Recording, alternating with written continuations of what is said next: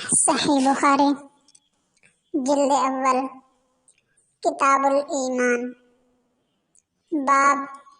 الجہاد من الایمان حدیث نمبر 36 بسم اللہ الرحمن الرحیم قال رسول اللہ صلی اللہ علیہ وسلم اللہ تعالی نے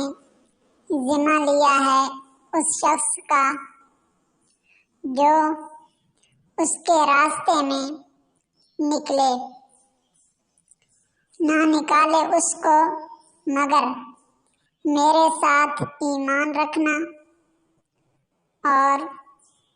میرے رسول کی تصدیق کرنا۔ اس کو لوٹاؤں گا اس چیز کے ساتھ جو وہ حاصل کرے گا اجر سے، یا مال غنیمت، یا داخل کروں گا اس کو جنت میں۔ اگر میری امت پر مشقت کا اندیشہ نہ ہوتا تو میں کسی بھی لشکر سے پیچھے نہ رہتا،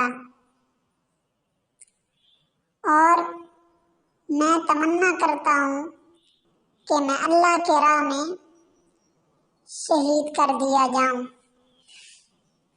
پھر زندہ کیا جاؤں، پھر شہید کر دیا جاؤں، پھر زندہ کیا جاؤں، پھر شہید کر دیا جاؤں۔